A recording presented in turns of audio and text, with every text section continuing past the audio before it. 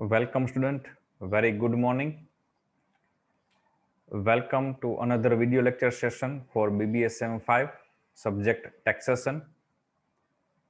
Last video lecture session માં આપણે chapter number 6 જે ચાલુ છે profit and gain of business or profession, એમાં બિઝનેસ પર્સન જે છે કે જે લોકો બિઝનેસ ઓપરેટ કરે છે એ લોકોની ઇન્કમ, બિઝનેસની ટેક્સેબલ ઇન્કમ કઈ રીતે કેલ્ક્યુલેટ થાય, how we calculate businessman taxable income from its business.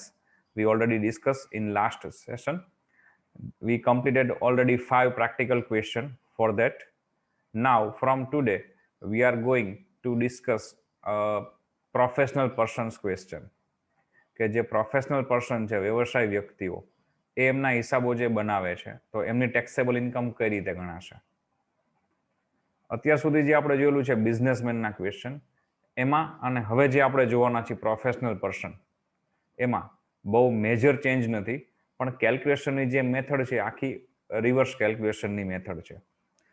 Discuss કરીએ તો બિઝનેસમેનના ક્વેશ્ચનમાં આપણે એવું જોયેલું કે બિઝનેસમેને જે પ્રોફિટ લોસ એકાઉન્ટ બનાવેલું છે તો એના પ્રોફિટ લોસ એકાઉન્ટ પ્રમાણે એનો જે પ્રોફિટ છે કે જે કંઈ લોસ છે બિઝનેસનો, ત્યાંથી આપણે શરૂઆત કરતા હતા. Then we added inadmissible income, sorry, we less inadmissible income from that profit, or a disallowed income or income from other heads, કે જે ધંધાની આવકો નથી અથવા અન્ય શીર્ષક હેઠળની આવકો છે એ આપણે એના પ્રોફિટમાંથી બાદ કરતા હતા. Then we added disallowed expenses or inadmissible expense, જે ધંધાના ખર્ચ નથી એવા કોઈ ખર્ચ એને પ્રોફિટ લોસમાં લખેલા હોય તો એને ડિસાઇડ કરી અને આપણે એને એડ બેક પાછા એના પ્રોફિટમાં એડ કરતા હતા. સો this way V calculate a taxable profit of businessman. આ રીતે આપણે બિઝનેસમેનનું ટેક્સેબલ પ્રોફિટ નક્કી કરતા હતા. અહીંયા પ્રોફેશનલ પર્સન છે એટલે થોડુંક સિચ્યુએશન કેલ્ક્યુલેશનની બદલાશે. બેઝિક જે ફંડા છે, બેઝિક આપણો જે કેલ્ક્યુલેશનનો પોઈન્ટ છે એ જ રહેશે કે વી have to find out taxable income from business or from profession. But અહીંયા એવું છે કે પ્રોફેશનલ પર્સન છે એ એવો વ્યક્તિ છે કે જેને એકાઉન્ટના બધા જ ચોપડા રાખવાની જરૂર નથી, હિસાબના બધા જ ચોપડાની જરૂર નથી. એ જસ્ટ એટલું જ જાણવા માંગતો હોય છે કે how much cash comes in, how much cash goes out during a particular period, how much our due, how much we have to pay, આપણે કેટલા લેવાના છે, કેટલા ચૂકવવાના છે, એટલું જ જાણવા માંગતો હોય છે. તો એના માટે બધા ચોપડા મેન્ટેન નથી કરતા હોતા. તો જનરલી મેન્ટેન એવું બને કે કેશ એકાઉન્ટ અથવા તો રિસીપ પેમેન્ટ પણ કહી શકાય, એ એકાઉન્ટ મેન્ટેન કરે. એથી આગળ જઈ તો એ ઇન્કમ એક્સપેન્ડિચર, જે એક પ્રકારનું પ્રોફિટ લોસ જ છે, તો એ મેન્ટેન કરે. મતલબ કે જનરલી કેશ બેઝિસ સિસ્ટમથી એ પોતાના એકાઉન્ટ મેન્ટેન કરતા હોય છે. તો એના પ્રોફિટ કે લોસ, ટેક્સેબલ પ્રોફિટ કે લોસ ડિસાઇડ કરવા માટે આપણે થોડીક મેથડ ચેન્જ કરીએ છીએ કે એમાં એના પ્રોફેશનને રિલેટેડ જે ઇન્કમ છે, એના પ્રોફેશનને લગતી જે આવકો છે એને જ આપણે ડિસ્કસ કરશું, એને જ કન્સિડર કરીશું. એમાંથી એના પ્રોફેશનને રિલેટેડ જેટલા એક્સપેન્સીસ છે, ધંધા એના વ્યવસાયના જેટલા ખર્ચાઓ છે એ જ એમાંથી બાદ કરીશું. એટલે સીધું જવાનું છે.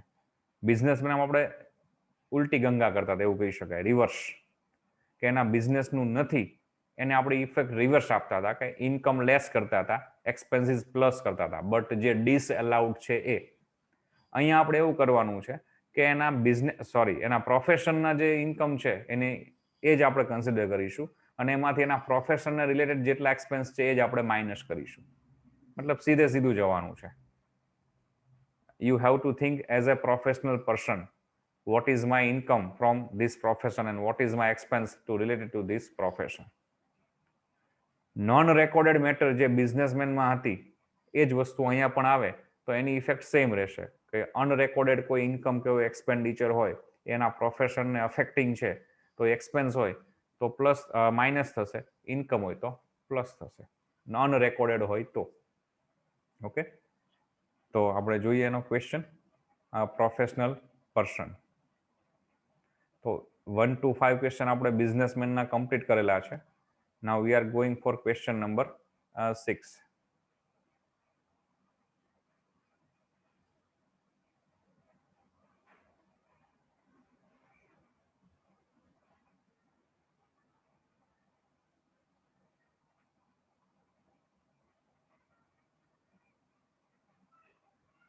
Yes.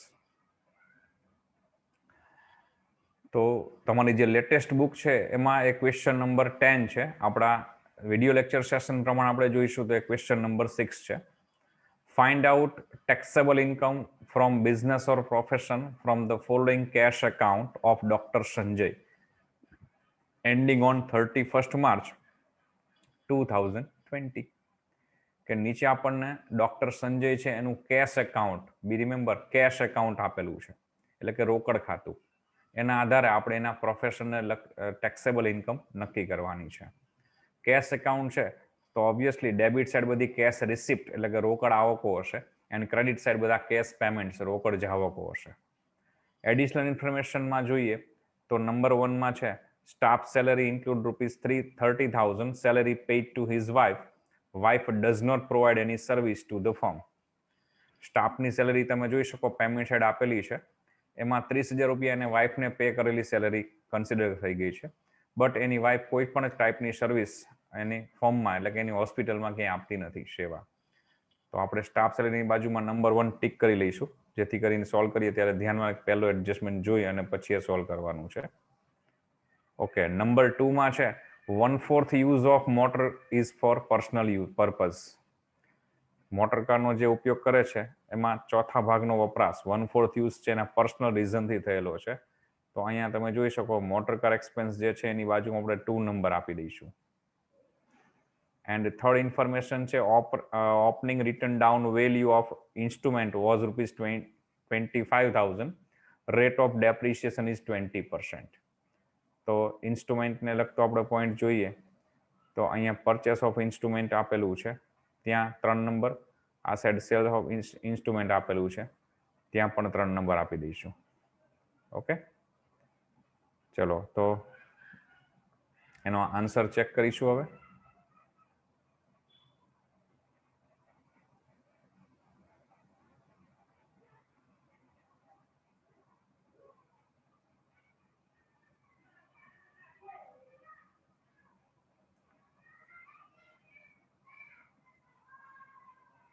Okay, professional persons 1-2 points મેં નોટ કરેલા છે, તમે પણ નોટ કરી શકો છો.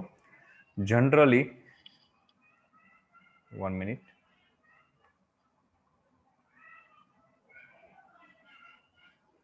Generally professional person keeps their account on cash basis system. જે અગાઉ મેં તમને ડિસ્કસ કરેલું છે એ જ વસ્તુ નોટ કરીને મેં આપેલી છે કે જે વ્યવસાય વ્યક્તિઓ છે સામાન્ય રીતે એમના હિસાબો છે એ રોકડ પદ્ધતિએ રાખતા હોય છે, and they do not keep elaborate books of account.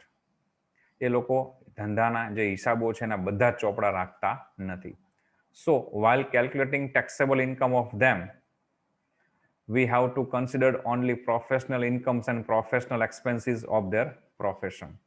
તો જ્યારે આપણે એમની ટેક્સેબલ આવક, કરપાત્ર આવક નક્કી કરતા હોઈશું ટેક્સેબલ ઇન્કમ, ત્યારે એમના વ્યવસાયને લગતી જે આવકો છે, એમના વ્યવસાયને લગતા જે ખર્ચાઓ છે એ જ આપણે ધ્યાનમાં લઈશું.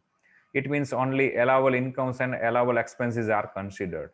મતલબ કે જેટલા માન્ય ખર્ચ હશે એ જ અને જેટલી માન્ય આવકો છે એ જ ધ્યાનમાં લઈશું. પછી ડેપ્રિસિએશન લઈ અને એક પોઈન્ટ આપેલો છે. As per income tax rule, depreciation of assets to be considered as per below. Number 1, the assets must have been used during relevant previous year for the purpose of business or profession. કે તમે જે મિલકત ઉપર તમારો ડેપ્રી allowed કરાવો છો એ એસેટ્સનો use તમે પાછલા વર્ષ દરમિયાન તમારા બિઝનેસ કે પ્રોફેશનમાં કરેલો હોવો જોઈએ. એ જરૂરી છે, મહત્વનું છે, ફરજિયાત છે. નંબર 2 છે where any assets is acquired during the previous year and is put to use for the purpose of business or profession for a period of less than 180 days, the depreciation will be allowed at the half prescribed rate. In other case, full rate will be considered. પાછલા વર્ષ દરમિયાન તમે કોઈ મિલકતની ખરીદી કરેલી હોય અને તમારા બિઝનેસમાં કે પ્રોફેશનમાં તમે એને યુઝમાં લ્યો છો, તો એનું જે ડ્યુરેશન છે બિઝનેસમાં યુઝ કરવા માટે સ્ટાર્ટ કરવો છો ત્યારથી કે પરચેસ કરો છો ત્યાંથી લઈને એકાઉન્ટિંગ યર કમ્પ્લીટ થાય છે ત્યાં સુધીનું જે ડ્યુરેશન છે એ ડ્યુરેશન 180 દિવસથી ઓછો હશે તો તમને જે દરે ઘસારો માન્ય આપેલો છે એના અડધા દરે જ ઘસારો ગણવાનો રહેશે. જો 180 દિવસથી વધારે વપરાશ તમે કરેલો હશે તો પૂરેપૂરા રેટથી તમે ડેપ્રિસિએશન કેલ્ક્યુલેટ કરી શકો છો. ફોર એક્ઝામ્પલ કે તમે મશીનરી પરચેસ કરો છો, હવે મશીન તમે પરચેસ કરો છો 1 ડિસેમ્બરે, તો ડિસેમ્બર, જાન્યુઆરી, ફેબ્રુઆરી, માર્ચ 4 મહિના યુઝ થશે. 4 મહિનાના દિવસો ગણી તો એપ્રોક્સ 120, કદાચ 1-2 દિવસ પ્લસ માઇનસ થાય, 120 દિવસ જેવું થાય મેક્સિમમ.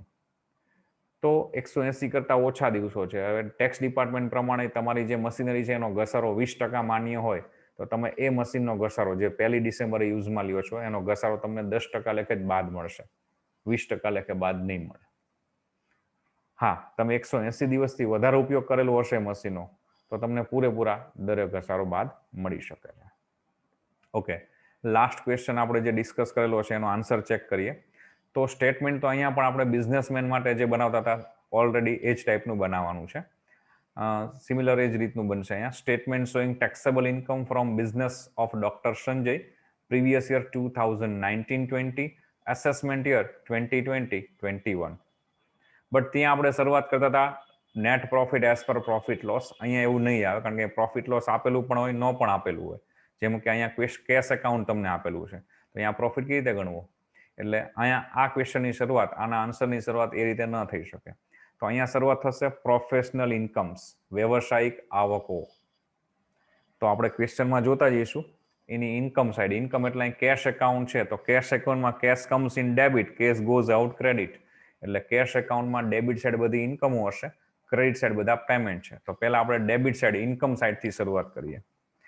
તો તમે જોઈ શકો છો ક્વેશ્ચનમાં ડેબિટ સાઈડ પહેલું ઓપનિંગ બેલેન્સ છે, મતલબ શરૂઆતની રોકડ સિલક, એ તો આમાં કન્સિડર કરવાની આવે નહીં.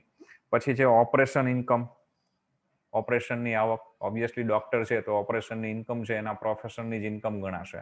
સો એલાઉડ, અહીંયા આપણે એલાઉડ જે છે એ જ લખવાનું છે, ડિસએલાઉડને ધ્યાનમાં નથી રાખવાનું. તો એ લખીશું ઓપરેશન ઇન્કમ. પછી છે consulting fee, it is also is professional income, તો એ પણ લખીશું. Then sale of medicine, obviously professional income, તો એ પણ લખીશું. પછી હોસ્પિટલ ઇન્કમ, ઓબ્વિયસલી એલાઉડ છે તો એ બી લખીશું. પછી visit fee, yes professional income લખીશું. પછી સેલ ઓફ ઇન્સ્ટ્રુમેન્ટ, એમાં 3 નંબર તમે ટીક કરેલો છે તો ઇન્સ્ટ્રુમેન્ટને લગતો એડજસ્ટમેન્ટ જ્યારે આવશે ત્યારે આપણે આ પોઈન્ટ ધ્યાનમાં લેવાનો છે. સો ટેમ્પરરી આપણે સ્કીપ કરી દઈએ. નેક્સ્ટ છે ગિફ્ટ ફ્રોમ પેશન્ટ, બી remember gift but from patient, so it is professional income, so allowed, તો એ બી લખીશું આપણે પ્રોફેશનલ ઇન્કમ તરીકે ગિફ્ટ ફ્રોમ પેશન્ટને બી. Salary from medical institute, medical ઇન્સ્ટિટ્યૂટમાંથી સેલેરી મળેલી છે, no doubt it is his income, એની આવક છે, but it is not consider under the head of business profession. Because એ ડોક્ટર છે તો એની ડિસ્પેન્સરીમાંથી, હોસ્પિટલમાંથી એને જે ઇન્કમ થાય છે it is allowed as a professional income. But એ કોઈ મેડિકલ કોલેજમાં વિઝિટિંગ તરીકે લેક્ચર લેવા જાય છે તો લેક્ચરની સેલેરી એને જે કંઈ મળે છે કે રેમ્યુનેશન જે કંઈ મળે છે એની ઇન્કમ છે નો ડાઉટ, બટ એ બિઝનેસ પ્રોફેશનને કારણે થયેલી ઇન્કમ નથી, એ એની અધર ઇન્કમમાં ગણાશે. તો આ બિઝનેસ પ્રોફેશનના હેડમાં નહીં ગણી શકાય, it is not disallowed under the head of business profession, તો એ નહીં ગણીએ. Dividend, obviously not allowed because dividend is not a professional base income. Same way, house rent, it is also disallowed because it is under the house property income. So gift from patient પછીની કોઈ income એની consider નહીં થાય, એ બધી અન્ય શીર્ષક હેઠળની આવકો છે. Okay, તો અહીંયા આપણે ટોટલ કરીએ તો ટોટલ એની ઇન્કમ થશે 15,05,000 અત્યાર સુધીમાં, 15,05,000. નાવ લેસ એલાઉડ એક્સપેન્સીસ, માન્ય ખર્ચાઓ. તો પેમેન્ટ સાઈડ જઈએ, પહેલું છે સ્ટાફ સેલરી 10,50,000 છે, but out of 10,50 as per adjustment number 1 there is 30,000 rupees salary paid to his wife. Wife does not provide any service in the firm. એની વાઇફને ચૂકેલો પગાર 30,000 એમાં include છે, પણ વાઇફ કોઈ પણ ટાઈપની સર્વિસ, સેવા એની હોસ્પિટલમાં નથી આપતી, તો ઓબ્વિયસલી એની સેલરી પણ એઝ એ એક્સપેન્સ માન્ય રહેશે નહીં. તો સ્ટાફ સેલેરીમાંથી આપણે 30,000 વાઇફની સેલેરી ઓછી ગણીશું, so remaining 10,20,000 is allowable salary. Then insurance of hospital, obviously હોસ્પિટલનો ખર્ચ ગણાય, allowed. Purchase of magazine also allowed, કે ડોક્ટરને લગતા મેગેઝિન કે આવતા હોય તો એ છે. પ્લસ કન્સલ્ટિંગ હોલમાં તમે વેઇટિંગ એરિયામાં તમે જોઈ શકો છો કે રેક ગોઠવેલા ને એના ઉપર બધા જર્નલ મેગેઝિન બધા પડેલા હોય કે જે પેશન્ટનો ટર્ન આવવામાં સમય હોય તો લોકો પોતાનો ટાઈમ પાસ ઇઝીલી કરી શકે. Purchase of medicine, it is also allowed expense because medicine. Purchase of instrument, એમાં 3 નંબરનો એડજસ્ટમેન્ટ અફેક્ટિંગ છે, ટેમ્પરરી આપણે અત્યારે એને પણ સ્કીપ કરી દઈએ છીએ. Professional tax allowed. Ambulance expense obviously allowed. Conference fee allowed. ડોક્ટરોનું કોન્ફરન્સ હોય એમાં મેમ્બરશિપ હોય તો એની ફી એવરી યર એને પે કરવાની થતી હોય, ઓબ્વિયસલી allowed expense. પછી motor car expense number 2 tick કરેલું છે, તો મોટર કારનો એક્સપેન્સ ટોટલ 40,000 છે, but as per information number 2 there is 1/4 use of car is for personal purposes. કારનો 1/4 ભાગનો ઉપયોગ છે એને અંગત કારણોસર થયેલો છે, તો ઓબ્વિયસલી કારના જે ખર્ચ છે એમાં ચોથા ભાગનો ખર્ચ 1/4 એમાઉન્ટ છે એ પર્સનલ પર્પસીસથી થયેલો એક્સપેન્સ ગણાશે, so it is disallowed 1/4. So 40,000 total એક્સપેન્સમાંથી 1/4 પર્સનલના લેસ કરીએ તો balance 30,000 allowed. Then household expense, obviously household છે, ઘર ખર્ચ, ડિસઅલાઉડ, નહીં લખીએ. Income tax, personal expense, disallowed, નહીં લખીએ. ક્લોઝિંગ બેલેન્સ, જેમ ઓપનિંગની cash balance as a income નથી ગણાતી, સેમ વે ક્લોઝિંગ પણ એઝ એ ઇન્કમ કન્સિડર ન થાય કે એક્સપેન્સ કન્સિડર ન થાય, ઇટ ઇઝ અવર એસેટ્સ, તો અહીંયા નહીં ધ્યાનમાં લઈએ. હવે તમારો એક પોઈન્ટ બાકી છે, ડેપ્રિશિએશન ઓન ઇન્સ્ટ્રુમેન્ટ, તો એના માટે આપણને પોઈન્ટ નંબર 4માં છે, તો એનું કેલ્ક્યુલેશન આપણે પહેલા નીચે વર્કનોટ આપેલી છે જોઈ લઈએ, સમજી લઈએ. તો very first opening written down value of instrument as per given in information number 3, it is rupees 25,000. Then we have to less sale of instrument during a previous year. As per our cash account data, there is from debit side sale of instrument on 1st June 2019 it was rupees 10,000. So we have to less 10,000 from opening balance. Now we have balance rupees 15,000. Now we have to add a purchase of instrument during a previous year. Yes, there is given in cash account credit side or a payment side. There is purchase of instrument on 1st April 2019 of rupees 1,80,000, which we have to add it into balance. So now we have final balance rupees 1,95,000 of instrument, which is a base for depreciation. Okay, cell હોય તો minus થશે, purchase હોય તો plus થશે, plus minus થયા પછી base four depreciation મળશે. હવે જે પોઈન્ટ કન્સિડર કરવાનો છે એ છે કે જે પરચેસ છે એ પરચેસથી date of purchase to date of final એકાઉન્ટનો ડ્યુરેશન જે છે એ ડ્યુરેશન લેસ દેન 180 ડેઝ હશે તો જેટલી પરચેસ એમાઉન્ટ છે એના ઉપર હાફ રેટથી ડેપ્રી અલાઉડ થશે. જો મોર દેન 180 ડેઝ હશે તો ફૂલ રેટ અલાઉડ થશે. તો ડેટ ઓફ પરચેસ જે છે એ 1st એપ્રિલ 2019 છે, મતલબ ફૂલ યર આપણે યુઝ કરેલું છે પરચેસ ઓફ ઇન્સ્ટ્રુમેન્ટને, તો ઓબ્વિયસલી ફૂલ રેટ અલાઉડ થશે પૂરેપૂરી એમાઉન્ટ ઉપર. So 1,95,000 into 20% is equal to 39,000. It is a depreciation of instrument, which is allowable expense for professional purpose. તો અહીંયા આપણે 39,000 લખીશું અને પછી આપણે ટોટલ કરીએ એક્સપેન્સનો તો 13,64,000 થશે ટોટલ. તો પછી ઇન્કમમાંથી આપણે એને લેસ કરીએ તો 1,41,000 આપણી બેલેન્સ ફિગર આવશે, જેને આપણે taxable profit or gain from business or profession અથવા taxable profit or taxable gain from profession એવું કહી શકીએ. ઓકે, નેક્સ્ટ ક્વેશ્ચનમાં આપણે જઈએ. Question number 7.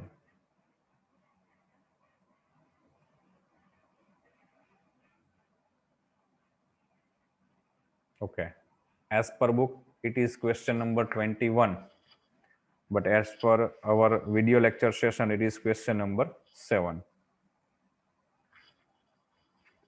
Question માં જોઈએ આપણે, from the following information of Dr. M compute his taxable income under the head income from business or profession for the assessment year 2020-21.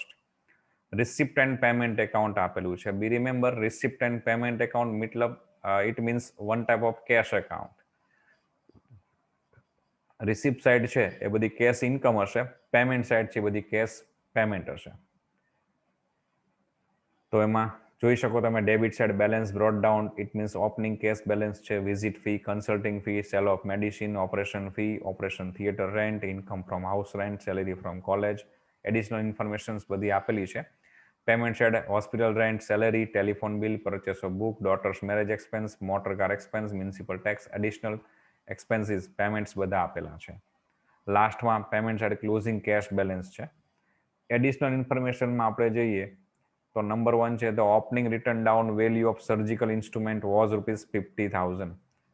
Depreciation allowed is 30%. On 1st March 2020, he purchased new surgical instrument out of personal fund for ₹10,000. તો surgical ઇન્સ્ટ્રુમેન્ટને લઈને જે કે detail આપેલી હશે receipt પેમેન્ટમાં આપણે tick કરીએ number 1. તો રિસિપ્ટ સાઇડ તમને અહીંયા આપેલું છે cell of surgical instrument A number 1. Purchase તો આપણને ઇન્ફોર્મેશન જ આપી દીધું છે. સેકન્ડ છે loss in speculation in business. Loss in speculation business ₹15,000. તો ટીક કરી લઈએ. સટ્ટાકીય ધંધામાં નુકસાન છે, કોઈ સટ્ટો ખેલેલો હશે એનું નુકસાન છે, તો એની લગતી કોઈ ઉપર માહિતી નથી, તો એ અલગથી ઇન્ફોર્મેશન થશે. નંબર 3 છે municipal tax include ₹1,000 for residential house. તો મ્યુનિસિપલ ટેક્સમાં 3 નંબર આપીએ. અહીંયા પેમેન્ટ સાઇડ છે મ્યુનિસિપલ ટેક્સ. નંબર 4 છે opening stock of medicine was ₹11,000 which was 10% overvalued, while closing stock was ₹54,000 which was undervalued by 10%. તો મેડિસિનનો opening stock closing stock આપેલો છે, તો પરચેસ ઓફ મેડિસિન છે ત્યાં આપણે 4 નંબર આપી દઈએ. નંબર 5 છે salary include ₹10,000 paid to his son who is studying in college. તો સેલેરીમાં પેમેન્ટ સાઇડ 5 નંબર આપી દઈશું. Hospital rent include 40% for residential house. તો હોસ્પિટલ રેન્ટમાં 6 નંબર આપીશું. Insurance premium include 3,000 for life insurance premium. તો ઇન્સ્યોરન્સ પ્રીમિયમમાં 7 નંબર આપીશું, પેમેન્ટ સાઇડ જ હશે. અને last the opening return down value of motor car was 1 lakh, depreciation allowable 15%.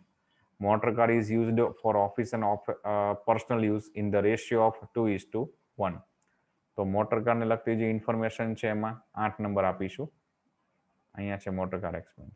Okay, now we have to check answer of the same question.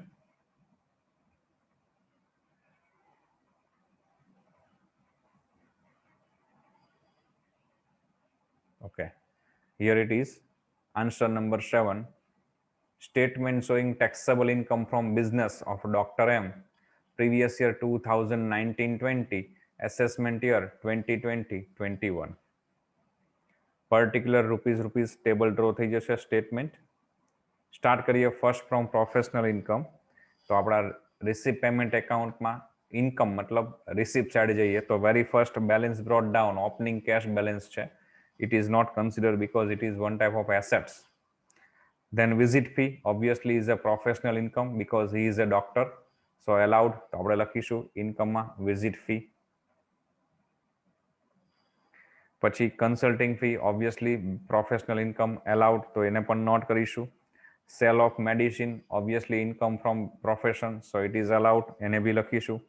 Operation fee obviously income from profession, so allowed. Operation theater rent obviously it is our professional income. Income from house rent, it is not allowed. ઘરનું ભાડું, it is income under the head of house property, so it is here not allowed. તો એ નહીં લખીએ.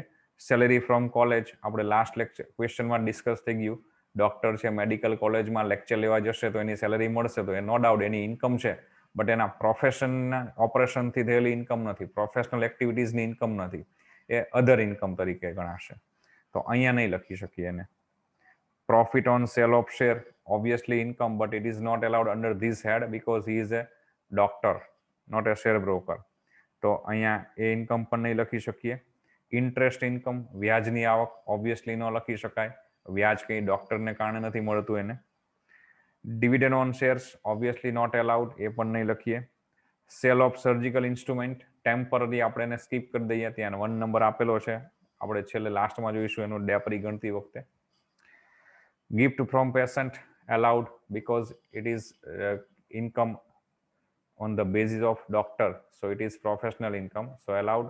So this way we get total of professional income rupees 8,25,000. Now we are going to calculate allowed expenses.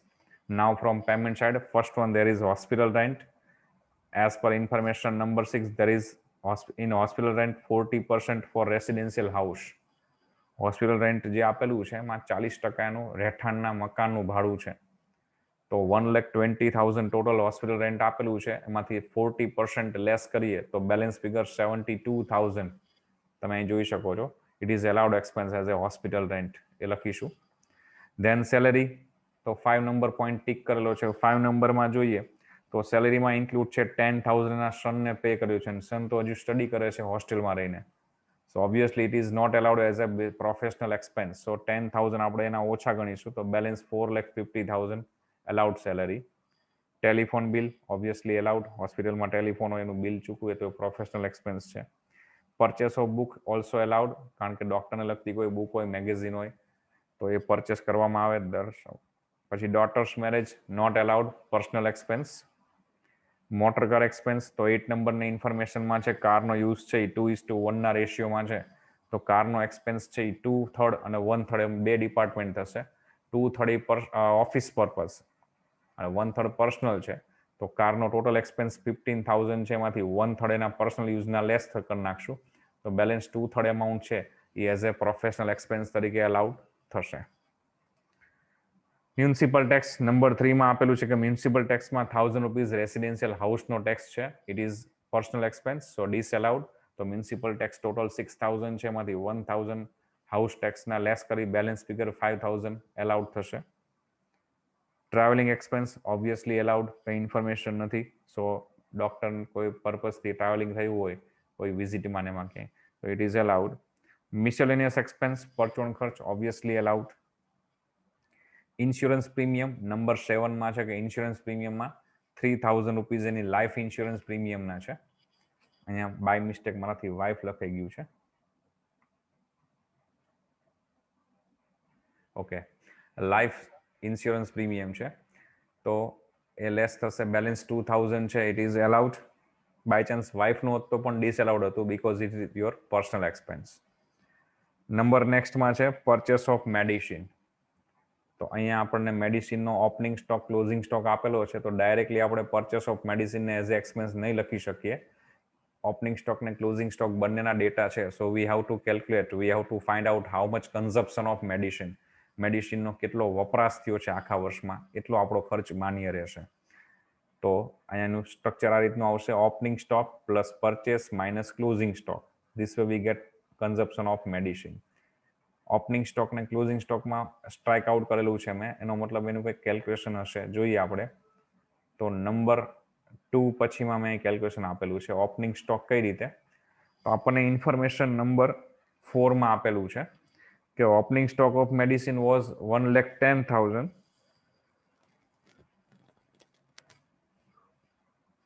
Sorry, 11,000 which was 10% ઓવરવેલ્યુડ. મેડિસિનનો જે opening stock છે એ 11,000 રૂપિયા છે, એ ઓવરવેલ્યુડ છે 10%. Same way closing stock 54 છે, જે 10% અંડરવેલ્યુડ, ઓછો ગણેલો છે. તો આપણે પહેલા બંનેની એકચ્યુઅલ વેલ્યુ ડિસાઇડ કરવી પડશે. તો અહીંયા એક એનું કેલ્ક્યુલેશન છે ઓપનિંગ સ્ટોક ક્લોઝિંગ સ્ટોકનું. સપોઝ ઓપનિંગ સ્ટોક છે એ 100 રૂપીઝ હોય તો એના 10% 10 રૂપીઝ ઓવરવેલ્યુડ છે, તો એડ કરેલા હશે. તો એડ કરીએ તો 110 રૂપીઝ છે એની બુકમાં શો કરેલી પ્રાઇસ બતાવશે, શોન ઇન બુક્સ. જો બુક વેલ્યુ 110 આપણે બતાવેલી હોય તો એકચ્યુઅલી એના 100 રૂપિયા જ હોય. બુકમાં ઓપનિંગ સ્ટોક 11,000 આપેલો છે ઇન્ફોર્મેશનમાં, તો એકચ્યુઅલ વેલ્યુ એની શું હશે, how much? A calculation solve કરીએ તો 10,000 આન્સર આવે. સેમ વે ક્લોઝિંગ સ્ટોક છે એ આપણે 10% અંડર વેલ્યુડ, ઓછો ગણેલો છે. સપોઝ એની એકચ્યુઅલ વેલ્યુ 100 હોય તો બુકમાં આપણે એના 10% લેસ, એટલે 90 રૂપીઝ એની બુક વેલ્યુ બતાવેલી હોય. જો 90 રૂપીઝ બુક વેલ્યુ બતાવેલી હોય તો એકચ્યુઅલી એની પ્રાઇસ 100 હોય. 54 આપણે ઇન્ફોર્મેશનમાં આપેલું છે ક્લોઝિંગ સ્ટોક, દેન વોટ, તો કેટલા હશે? તો ઇક્વેશન સોલ્વ કરો તો એનો આન્સર 60,000 રૂપીઝ તમને મળે. તો આપણે કન્ઝપ્શન ઓફ મેડિસિનમાં opening stock plus purchase minus closing stock કરીએ તો 30,000 એનો કન્ઝપ્શન મળશે આપણને. So it is expense allowed, consumption of medicine. then purchase of computer for son, એના પુત્ર માટે કોમ્પ્યુટરની ખરીદી કરેલી છે, obviously it is personal expense, so disallowed. અને closing cash it is our assets, તો એ પણ નહીં લખીએ. હવે 2 પોઈન્ટ બાકી છે, ડેપ્રિસિએશન ઓન સર્જિકલ ઇન્સ્ટ્રુમેન્ટ અને ડેપ્રિસિએશન ઓન કાર, બંને આપણે સ્કીપ કરેલા છે ટેમ્પરરી. હવે આપણે જોઈ લઈએ. તો work note number 1, depreciation of instrument. તો પહેલી જ ઇન્ફોર્મેશનમાં છે ઇન્સ્ટ્રુમેન્ટની opening balance 50,000 minus sale of instrument, તમને receipt side last to second આપેલું છે, સેકન્ડ લાસ્ટમાં છે 10,000 રૂપીઝ, એમાં બી ડેટ આપેલી છે પણ સેલની ડેટ સાથે બહુ કન્સલ્ટ નથી, તો 10,000 એ લેસ કરીએ. દેન પ્લસ પરચેસ ઓફ ઇન્સ્ટ્રુમેન્ટ, તો તમને પહેલી જ ઇન્ફોર્મેશનમાં જ સેકન્ડ લાઇનમાં આપેલું છે, there is purchase of new surgical instrument rupees 10,000 from personal ફંડમાંથી એને પરચેસ કર્યું છે.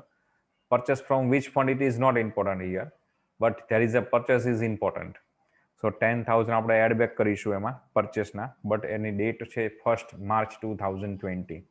Okay, so this way we get base for depre rupees 50,000. Now we have to calculate DAPRI. Here purchase of instrument on 1st March 2020. So from 1st March 2020 to 31st March 2020, it is our final date of previous year. There is a duration only 1 month. It means there is 180 days till less થશે, ઓછા દિવસો થાય છે. So there is, as per tax rule, only half rate of depreciation should be allowed. Okay. તો half rate આપણે ગણવાનો રહેશે, માન્ય રહેશે કે હાફ રેટ જ ગણવો જોઈએ. તો ડેપ્રિસિએશન 50,000 બેઝ ફોર ડેપ્રિસિએશન, આ બે પાર્ટ થઈ જશે, 40 અને 50. 40,000 છે આ 40, એના ઉપર ફૂલ રેટ 30% બાદ મળશે 12,000. અને આ 10,000 જે પરચેસ છે એનું પરચેસની ડેટથી ડેટ ઓફ ફાઇનલ એકાઉન્ટનો ડ્યુરેશન 180 દિવસથી ઓછો છે, સો 50% જ ઘસારો માન્ય રહેશે. So 10,000 into 30% into half. So there is DAPRI 1,500. So this way we get total DAPRI on instrument rupees 13,500. 13,500. તો અહીંયા આપણે લખશું DAPRI on surgical instrument 13,500. Now DAPRI on car. તો ઇન્ફોર્મેશન નંબર 8માં તમને આપેલું છે કારની return down value 1 lakh rupees છે અને કારનો યુઝ 2:1 પર્સનલ અને ઓફિશિયલ છે. તો opening return down value of car 1 lakh rupees, એમાં નો પરચેસ નો સેલ, એટલે બેઝ ફોર ડેપ્રી 1 લાખ જ રહેશે. So depre on car for office use only, તો 1 લાખ ઇન્ટુ 15% મલ્ટીપ્લાય મેં 2/3 કરેલું છે. આ કારનો ઓફિસ યુઝનો જે પાર્ટ છે એ જ અંદર કન્સિડર થશે, પર્સનલ યુઝનો આપણે કન્સિડર નહીં કરીએ. ઓકે, તો 1 લાખ ઇન્ટુ 15% ઇન્ટુ 2/3, સો 10,000 રૂપીસ કારનો ડેપ્રી એઝ અ પ્રોફેશનલ એક્સપેન્સ તરીકે તમને લેસ મળશે તમારી ઇન્કમમાંથી. સો depre on car 10,000. So this way we get total expense allowed rupees 6,09,500. This is which will be less from our total income 8,25,000. Then we get to balance 2,15,500. 2,15,500 balance વધશે, જે આપણો taxable profit અથવા taxable gain from business or profession કહી શકશું. It is two easy કે બિઝનેસમેનમાં તમારે reverse calculation છે કે જે ડિસઅલાઉડ એક્સપેન્સ ને ડિસઅલાઉડ ઇન્કમ છે એને કન્સિડર કરવાના છે, ઇન્કમ લેસ કરવાની છે, એક્સપેન્સ એડ કરવાના છે. પ્રોફેશનલ પર્સનમાં સીધું જવાનું છે, જે પ્રોફેશનલ ઇન્કમ છે એનું જ લિસ્ટ બનશે, એમાંથી પ્રોફેશનલ એક્સપેન્સીસ છે એ જ બાદ મળશે. Okay, so this is basically બંનેનું રિઝલ્ટ એ જ આવે. આ દાખલાને ઓલા ક્વેશ્ચનની જેમ તમે સોલ્વ કરી શકો, બટ પ્રશ્ન એ રહે કે અહીંયા પહેલી જ લાઈનમાં આપણે લખી net profit as per profit and loss, એ ક્યાંથી લાવશો? તમને ત્યાં કેશ એકાઉન્ટ આપેલું હોય તો એ કેલ્ક્યુલેશન અહીંયા ઇઝીલી થઈ શકે નહીં. So this is method is useful for while you calculating taxable income of professional person. Okay, તો અહીંયા આપણે આ સેશન કમ્પ્લીટ કરીએ છીએ. નેક્સ્ટ સેશનમાં આપણે આગળ પ્રેક્ટિકલ ક્વેશ્ચન જોઈશું.